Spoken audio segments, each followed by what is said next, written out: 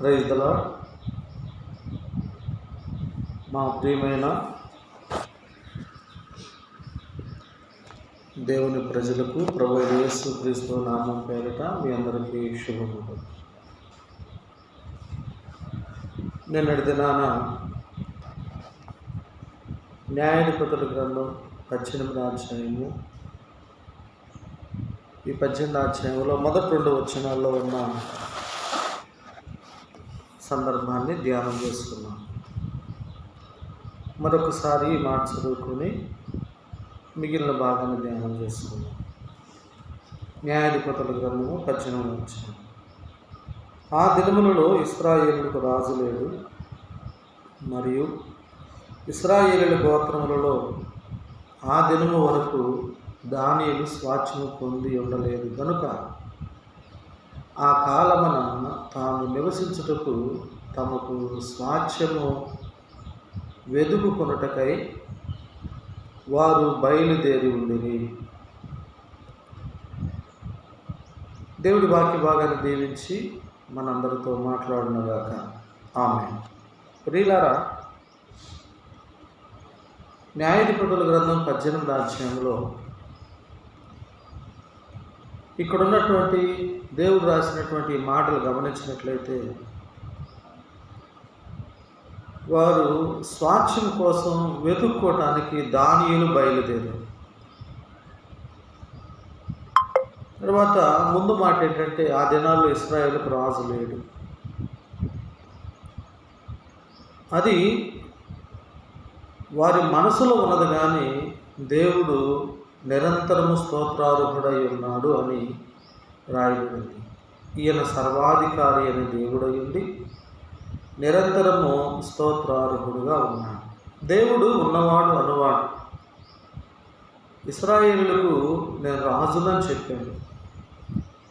Timothy పత్రికలో కూడా రాయబడింది ప్రభువైన యేసుక్రీస్తు వారి గురించి. ఆయన సర్వాధిపతి, రాజులకు రాజు, ప్రభువులకు ప్రభు అని రాయబడింది. రాజు లేడని చెప్పి నువ్వు అనుకుంటే కాదు, కానీ దేవుడు నిరంతరము తన ప్రజలను చూస్తూ ఉన్నాడు. వివేకము కలిగి దేవుని వెతుకువారు కలరేమో అని ఆకాశం నుండి నరులను దేవుడు పరిశీలిస్తున్నాడని కీర్తన 14వ అధ్యాయం రాయబడుతూ వచ్చింది. కాబట్టి వారు యెహోషువ చెప్పినప్పుడు స్వాస్థ్యాన్ని చూసుకుని వచ్చారు, కానీ 7 గోత్రాల వారు స్వాస్థ్యం పొంది ఉండలేదు. మీరెందుకు తడవు చేస్తారని చెప్పి ఇక్కడ యెహోషువ గ్రంథం 18వ అధ్యాయంలో చెప్పారు. ఆ మాట మళ్ళీ చదువుకుందాం. ఇశ్రాయేలీయులు ఆ దేశమును స్వాధీనపరుచుకున్న తర్వాత వారందరూ షిలోహునకు కూడి వచ్చి అక్కడ ప్రత్యక్ష గుడారము వేసిరి. ఇశ్రాయేలీయులలో స్వాస్థ్యములు ఇంకా పొందని 7 గోత్రములుండెను. కావున యెహోషువ ఇశ్రాయేలీయులతో ఇట్లనెను, మీ పితరుల దేవుడైన యెహోవా మీకు ఇచ్చిన దేశమును స్వాధీనపరచుకొన వెళ్లకుండా మీరెన్నాళ్ళు తడవు చేసేదరు? దేశమంతా స్వాధీనపరుచుకున్నారు. అందరూ వచ్చి షిలోహులో ప్రత్యక్ష గుడారం వేశారు. ఇక ఆ ప్రాంతంలోనే ఉన్నారు, కానీ వారి దేశాన్ని పంచుకోవాలి. 7 గోత్రాల వారు స్వాస్థ్యం పొందలేదు కాబట్టి ఈ 7 గోత్రాల వారు యోర్దాను యువతల వాళ్ళు స్వాధీనపరుచుకున్నారు, కానీ పంచుకోవాలి. దేశాన్ని వేగు చూసి రండి, పుస్తకంలో రాసుకొని రండి, ఎవరికి ఏ భాగమో ఆ భాగాన్ని చీట్లు వేస్తాను అని యెహోషువ చెప్తే వాళ్ళందరూ కూడా వెళ్ళి స్వాస్థ్యమును ఆ కానాను దేశం అంతటిని సంచరించి వచ్చారు. ఆయన వంతుల ప్రకారంగా చీట్లు వేసి, ఇదిగో ఫలానా భాగం మీకు, ఫలానా భాగం మీకు అని చెబుతూ వచ్చారు. 11వ వచనంలో, బెన్యామీను గోత్రమునకు వారి వంశముల చొప్పున వంతు చీటి వచ్చెను. వారి చీటి వలన కలిగిన సరిహద్దు యోధా వంశస్థుల సరిహద్దునకు యోషేపు పుత్రుల సరిహద్దునకు మధ్య ఉండెను. ఇట్లాగా అందరికీ పంచిపెడుతూ వచ్చారు. మనం గమనించినట్లయితే 19వ అధ్యాయం 1వ వచనంలో 2వ వంతు చీటి షిమ్యోనీయుల పక్షముగా వచ్చింది. 10వ వచనంలో 3వ వంతు చీటి జబూలూనీయుల పక్షముగా వచ్చింది. 17వ వచనంలో 4వ వంతు చీటి ఇస్సాకారీయుల పక్షంగా వచ్చింది. 24వ వచనంలో 19:24లో 5వ వంతు చీటి వారి వంశంలో చొప్పున ఆషేరీయుల పక్షంగా వచ్చింది. 32వ వచనంలో 6వ వంతు చీటి వారి వంశంలో చొప్పున నఫ్తాలీయుల పక్షముగా వచ్చింది. 40వ వచనంలో ప్రాముఖ్యంగా గమనించినట్లయితే 7వ వంతు చీటి వారి వంశముల చొప్పున దానీయుల పక్షముగా వచ్చింది. వారి సరిహద్దు, వారి స్వాచ్ఛపు సరిహద్దు జోరియా, ఎష్టాయేబు ఆ ప్రాంతాల్లో వాళ్ళ సరిహద్దు ఉంది. ఇదిగో ఫలానా దిక్కున మీ ప్రాంతం ఉంది, జోరియా ఎష్టాయేబుకి వెళ్ళండి, అక్కడ మీకు స్వాచ్ఛం ఉందని చెప్పారు. 6 గోత్రాల వాళ్ళు వెళ్ళి స్వాధీనపరుచుకున్నారు, వీళ్ళు మాత్రం వెళ్ళాల.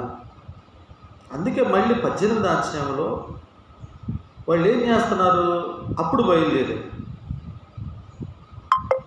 ఎంత సమయం వృధా అయిపోయింది. యెహోషువ చనిపోయాడు, కొన్ని సంవత్సరాలు గడిచింది. ఎంత నిష్కారణంగా ఉన్నారు దానియేలు,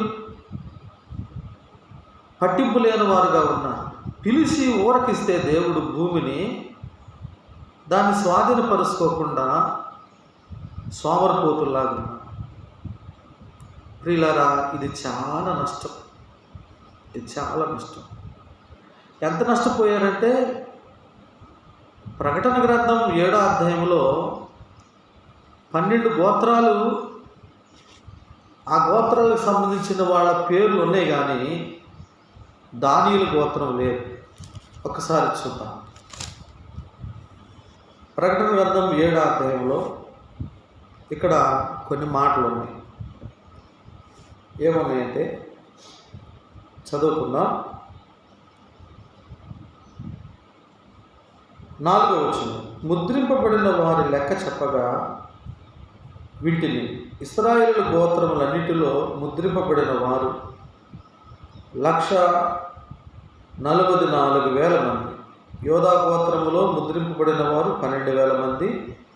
రూబేను గోత్రములో 12,000 మంది. గాదు గోత్రములో 12,000 మంది. ఆషేరు గోత్రములో 12,000 మంది. నఫ్తాలి గోత్రములో 12,000 మంది. మనష్షే గోత్రములో 12,000 మంది. షిమ్యోను గోత్రములో 12,000 మంది. లేవి గోత్రములో 12,000 మంది. ఇస్సాకారు గోత్రములో 12,000 మంది. జబూలూను గోత్రములో 12,000 మంది. యోసేపు గోత్రములో 12,000 మంది. బెన్యామీను గోత్రములో 12,000 మంది ముద్రింపబడ్డారు. మరి దానియేలు గోత్రం ఏది? దాను గోత్రం ఏది? దాను గోత్రం ఇక్కడ కనపడట్లేదు. అర్థమైందా? కాబట్టి వాళ్ళు చేసినటువంటి పొరపాటు చిన్నది కాదు. దేవుడు వారికి ఇచ్చినటువంటి స్వాచ్ఛమును వారు స్వాధీనపరుచుకోకుండా ఏదో చేద్దామలే చూద్దామలే అని అనుకుంటారు. నేటి దినాల్లో చాలామంది నామకార్థ క్రైస్తవులు బైబిల్ ఉంటే చాలు, పేరు పెట్టుకుంటే చాలు, రక్షణ పొందితే చాలు, బాప్తిసం పొందితే చాలు. ఈ క్రియలతో పని లేదు, దేవునికి లోబడటం లేదు, దేవునికి విధేయత చూపించడం లేదు. సమూయేలు సౌలుతో అన్నాడు, పొట్టేళ్ళు కొరువు అర్పించుట కంటే మాట వినుట శ్రేష్టము అని. మాట వినాలా. యేసు ప్రభు దినాల్లో కూడా ఒక ఉపమానం చెప్పాడు.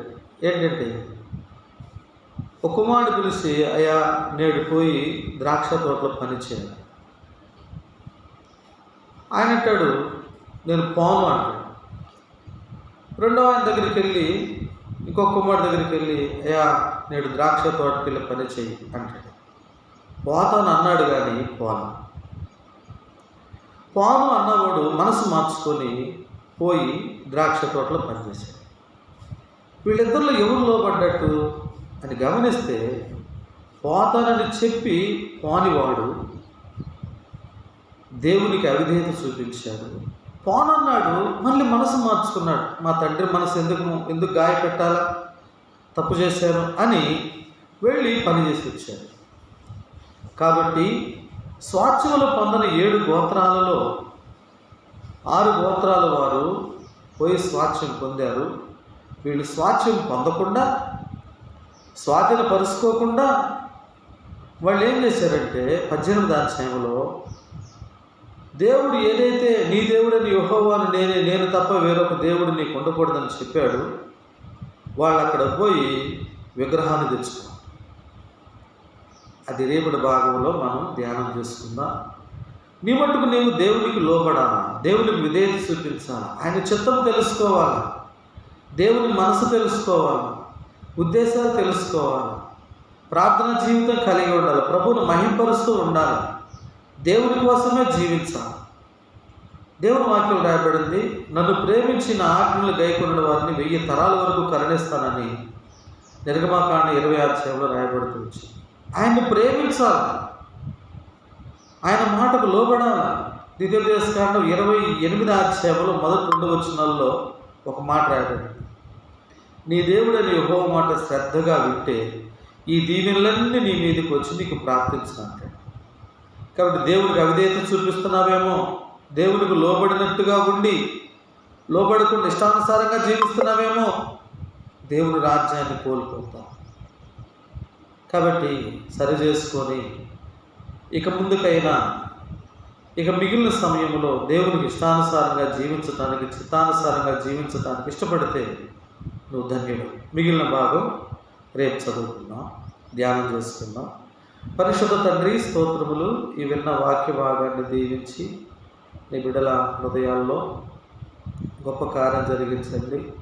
ఎవరైనా అవిధేయత చూపిస్తే సరి చేసుకొని ముందుకు సాగటానికి సహాయం చేయండి. కరుణించమని స్తుతులు చెల్లిస్తూ యేసు నామములో ప్రార్థన చేసి వేడుకుంటున్నాను తండ్రి, ఆమేన్. తండ్రి అయిన దేవుని ప్రేమ, ప్రభు అయిన యేసుక్రీస్తు వారి కృప, పరిశుద్ధాత్మని యొక్క అన్యోన్య సహవాసము ఇప్పుడు ఎల్లప్పుడూ మనకును సకల పరిశుద్ధులకును సదాకాలము తోడై ఉండునుగాక. ఆమేన్. Praise the Lord. దేవుడు మిమ్మల్ని దీవించునుగాక.